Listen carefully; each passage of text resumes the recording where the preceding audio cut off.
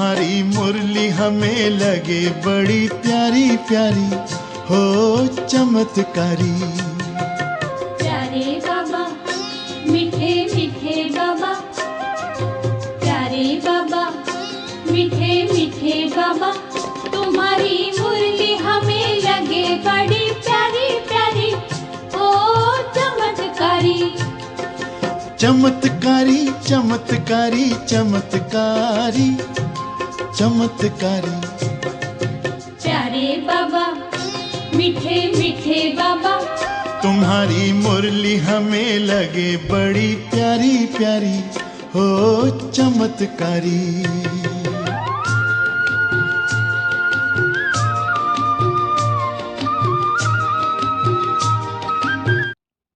4 मार्च 2023 आज की मुरली के मुख्य पॉइंट्स। बाप ने जो फर्स्ट क्लास यात्रा सिखलाई है, उस रूहानी यात्रा पर रहना है। कभी भी माया के तूफानों में कमज़ोर व संशय बुद्धि नहीं बनना, किसी भी बात में मूंझना नहीं है। अब यह निश्चय करना है कि बाप हमको स्वर्ग का वर्षा देते हैं, यह मृत्युलोक खत्म होना है।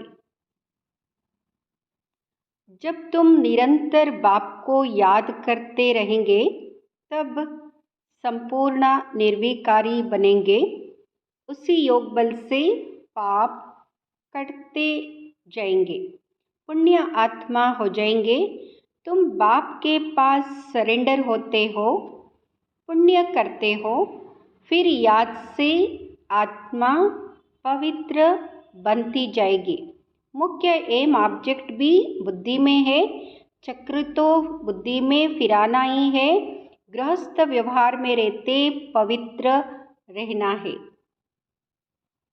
यह चित्र आदि भी बाप ने बनवाए हैं। बाबा थोड़ी ही आर्टिस्ट है। यह मैप्स है, यह झाड़ है, बीज ऊपर है, कल्प वृक्ष के नीचे जगदम्बा बैठी है, जो सभी के सुख की कामना पूरी करती है। सुनेंगे ईश्वरीय महावाक्यों को विस्तार से। मीठे बच्चे, तुम रूहानी यात्रा पर हो। तुम्हें देह का भान और पुरानी दुनिया को भूल वापस घर चलना है। एक बाप की याद में रहना है। प्रश्न: साक्षी हो कौन सी बात हर एक को अपने आप से पूछनी है? उत्तर: जैसे बाप साक्षी हो, हर एक बच्चे की अवस्था देखते हैं कि इनकी अवस्था कैसी है। बाप को पाकर अतीन्द्रिय सुख का अनुभव करते हैं या नहीं। ऐसे अपने से पूछना है कि हम अपने आप को कितना सौभाग्यशाली समझते हैं, कितनी खुशी रहती है।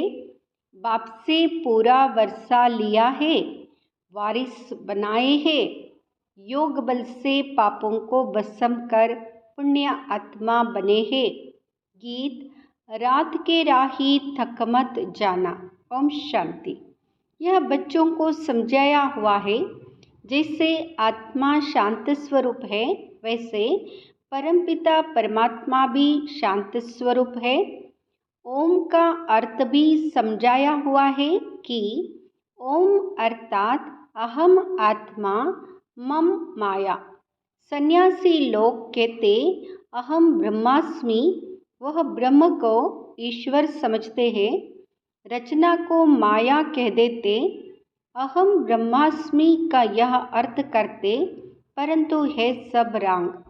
मनुष्य जो कुछ करते हैं, सब मनुष्यों की सुनी सुनाई पर, जिसने जो कुछ समझाया, जो रस्म चलाई, उस पर चल पड़ते हैं, उसका नाम हो जाता है। यह भी ड्रामा में नोंद है। अब बाप कहते, ए राही कहाँ के राही? परमधाम के राही। यह हो गई रूहानी यात्रा रूहों के लिए। आत्माओं के वापिस जाने के लिए यात्रा है। गाइड तो ज़रूर चाहिए। विलायत से आते हैं तो उनको भी गाइड मिलता है, मुख्य मुख्य सब स्थान दिखाने लिए। परमपिता परमात्मा को भी गाइड कहा जाता है, पंडों को भी गाइड कहा जाता है। तो बाप कहते, बच्चे अब मैं आया हूँ तुम बच्चों को वापस ले जाने। कितनी फर्स्ट क्लास यात्रा है जिसके लिए भगत लोग आधा कल्प से भक्ति करते आए हैं। कहते, आओ हमको अपने परमधाम से ले चलो। वह जिस्मानी यात्राएं हैं अनेक प्रकार की। कितने जिस्मानी पंडे हैं, रूहानी पंडा एक ही है। उन्होंने फिर पांडव सेना, शक्ति सेना दिखाई है। लड़ाई की तो कोई बात नहीं है। बाप बैठ समझाते, हे मीठे बच्चे, पहले तो यह निश्चय होना चाहिए कि बरोबर वह बाप है। तुम्हारा बुद्धि योग बाप के पास जाना चाहिए। बाबा आया हुआ है हमको वापस ले जाने लिए।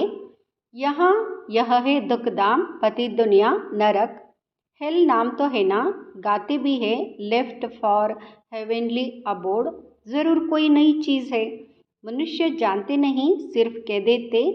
रस्म रिवाज जो चली आई है सो कह देते हैं। फलाना ज्योति ज्योत समाया, अर्थात आत्मा परमात्मा बन गई। यह नहीं जानते कि ड्रामा है, आत्मा इमॉर्टल है। उस अविनाशी आत्मा में 84 जन्मों का पार्ट भरा हुआ है। परमात्मा में भी पार्ट भरा हुआ है। इसको कहा जाता है ड्रामा की कुदरत।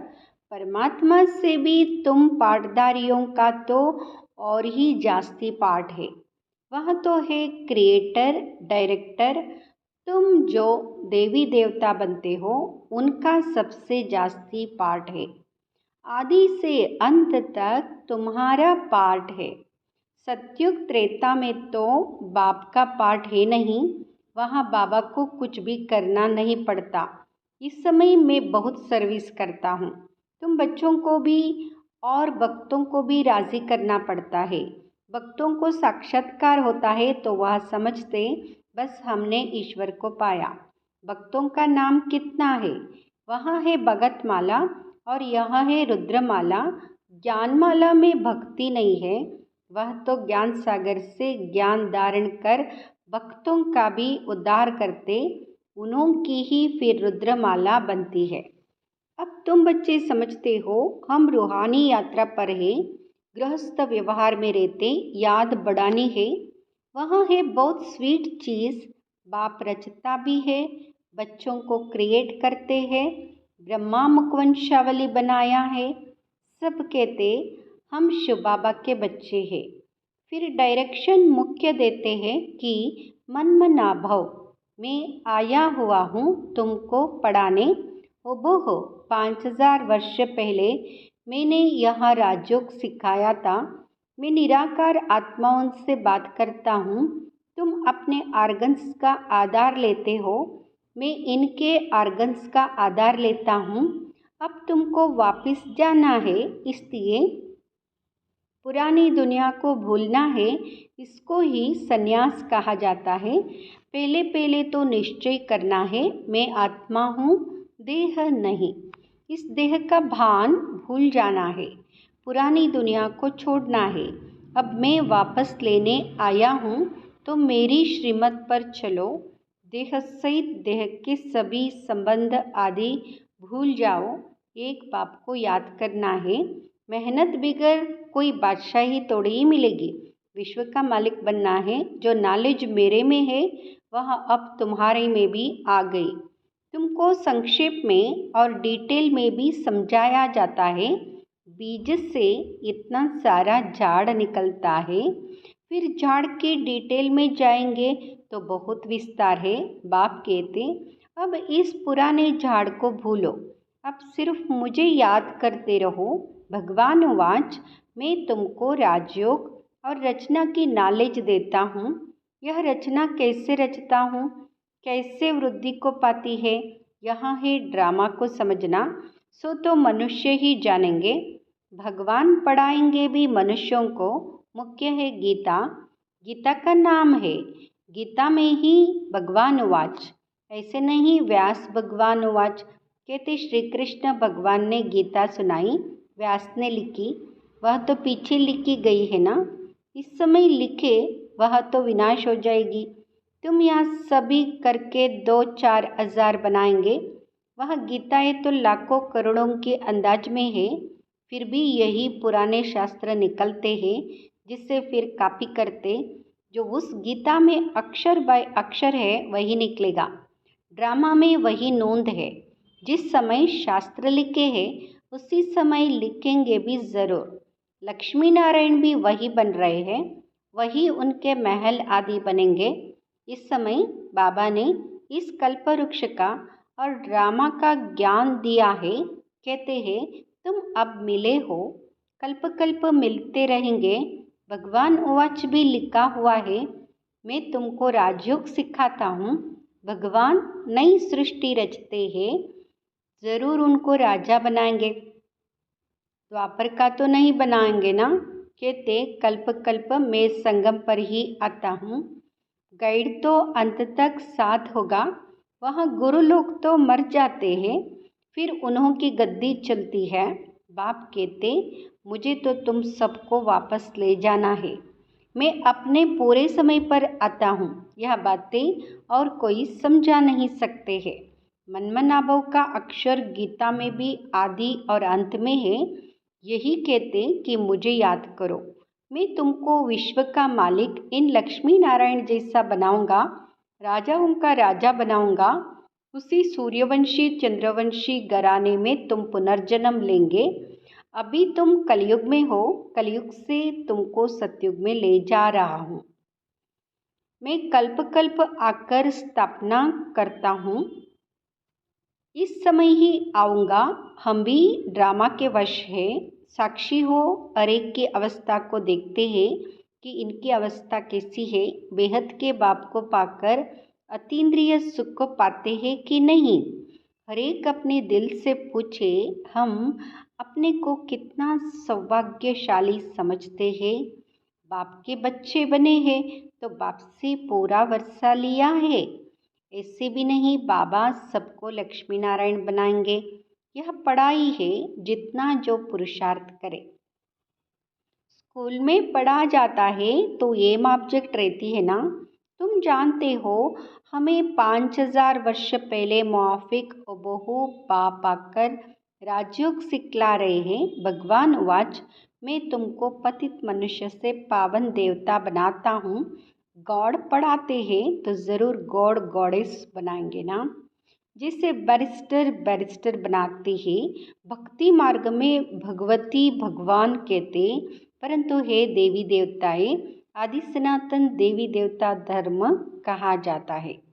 तुम जानते हो कैसे बाप आकर हमको पढ़ाते हैं। मुख्य एम ऑब्जेक्ट भी बुद्धि में है, चक्र तो बुद्धि में फिराना ही है। गृहस्थ व्यवहार में रहते पवित्र रहना है। पवित्र नहीं बनेंगे तो पवित्र दुनिया के मालिक कैसे बनेंगे। यह ड्रामा का राज और कोई समझ नहीं सकते। यह चित्र आदि भी बाप ने बनवाए हैं। बाबा थोड़ी ही आर्टिस्ट था। यह चीज़ और कोई बनवा नहीं सकता है। यह मैप से है, यह जाड़ है, बीज ऊपर है। कल्पवृक्ष के नीचे जगदम्बा बैठी है जो सभी के सुख की कामना पूरी करती है। सतयुग में दुख का नाम नहीं होता। तुम कहेंगे हम नई दुनिया के मालिक बन रहे हैं। मनुष्य से देवता किए करत ना लागी वार। सिख लोग उनकी महिमा करते हैं। देवी देवता ही स्वर्ग के मालिक थे, वह अब और धर्मों में कन्वर्ट हो गए हैं, फिर निकलते आएंगे। हम भी आगे हिंदू धर्म लिखते थे, अभी हम कहते ब्राह्मण धर्म के हैं। भले हम ब्राह्मण धर्म लिखते हैं परंतु वह फिर भी हिंदू समझ लेते हैं, क्योंकि उनके पास ब्राह्मण धर्म का कालम कोई है ही नहीं। हम देवी देवता कहेंगे तो भी बदली कर हिंदू लिख देंगे, क्योंकि ब्राह्मण अथवा देवी देवता धर्म का नाम ही गुम है। अभी तुम बच्चे जानते हो हम सो देवी देवता बनने के लिए पुरुषार्थ कर रहे हैं। यह यथा राजा रानी तथा प्रजा सभी की इन लक्ष्मी नारायण जैसी ड्रेस रहती है। पीताम्बर यह है सतयुगी सूर्यवंशी की ड्रेस। त्रेता में रामराज्य में फिर दूसरी ड्रेस होती है। रस्म रिवाज अलग होती है। श्री कृष्ण को हमेशा पीताम्बरधारी कहते हैं। तो अब यहाँ निश्चय करना है कि बाप हमको स्वर्ग का वर्षा देते। यह मृत्युलोक खत्म होना है। जब तुम निरंतर बाप को याद करते रहेंगे तब संपूर्ण निर्विकारी बनेंगे। उसी योग बल से पाप कटते जाएंगे, पुण्य आत्मा हो जाएंगे। तुम बाप के पास सरेंडर होते हो, पुण्य करते हो, फिर याद से आत्मा पवित्र बनती जाती है। कोई को भी समझाना है बहुत सहज। भगवान वाच कब सुना है? स्वर्ग की स्थापना करने वाला वही फादर है। बाप और वर्षे को याद करना है। महाराजा बनने चाहते हो तो बताओ तुमने कितनी प्रजा बनाई है। ऐसे बहुत लिखते हैं कि फलाने ने हमको दृष्टि दी, तीर लग गया। प्रजा बनाने और वारिस बनाने की मेहनत करनी पड़े। प्रजा तो बहुत सहज बन जाती है, फिर गद्दी पर कौन बैठेंगे? वह भी मेहनत कर बनाना है। माया जीत जगत जीत बनना है। माया से हरे हार है, बाप से शक्ति लेनी है। यहाँ मेहनत तुम बच्चों को करनी है। कोई भी बात में मूंझते हो तो पूछते रहो।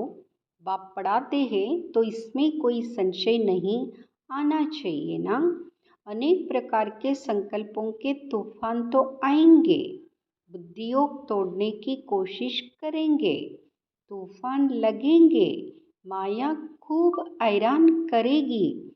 फिर कहेंगे यह तो माता ही खराब हो पड़ा है। जो बीमारी आदि कभी हुई नहीं सो अब होती रहती है। विघ्न बहुत आएंगे, इसमें कमज़ोर नहीं बनना है। अच्छा, बाप दादा मीठी मीठी मम्मा का सिकिलदे बच्चों प्रति याद प्यार और गुड मॉर्निंग। रूहानी बाप की रूहानी बच्चों को नमस्ते। हम रूहानी बच्चों की रूहानी माता पिता बाप दादा को याद प्यार, गुड मॉर्निंग और नमस्ते। शुक्रिया बाबा, शुक्रिया शुक्रिया। धारणा के लिए मुख्य सार। फर्स्ट, बाप ने जो फर्स्ट क्लास यात्रा सिखलाई है उस रूहानी यात्रा पर रहना है। श्रीमत पर देह सहित सब कुछ भूलना है। दूसरा, कभी भी माया के तूफानों में कमज़ोर व संशय बुद्धि नहीं बनना है। किसी भी बात में मूंझना नहीं है। वरदान, सदा भरपूरता की अनुभूति द्वारा टेढ़े रास्ते को सीधा बनाने वाले शक्ति अवतार भव। सदा भरपूरता की अनुभूति द्वारा टेढ़े रास्ते को सीधा बनाने वाले शक्ति अवतार भव। सदा शक्ति के, गुणों के, ज्ञान के, खुशी के खजाने से भरपूर रहो तो भरपूरता के नशे से टेढ़ा रास्ता भी सीधा हो जाएगा। अगर खाली होंगे तो खड्डा बन जाएगा और खड्डे में गिरने से मोच आएगी। जो कमज़ोर और खाली होते उन्हें संकल्पों की मोच आती है। शक्ति अवतार अर्थात टेढ़े को सीधा करने का कॉन्ट्रैक्ट लेने वाले। ऐसा कॉन्ट्रैक्ट लेने वाले कभी यह नहीं कह सकते कि रास्ता टेढ़ा है। अगर कोई गिरते हैं तो अटेंशन की कमी है या बुद्धि भरपूर नहीं है। स्लोगन, रुहाब को धारण करने वाले ही रूहानी गुलाब है। रुहाब को धारण करने वाले ही रूहानी गुलाब है। ओम शांति।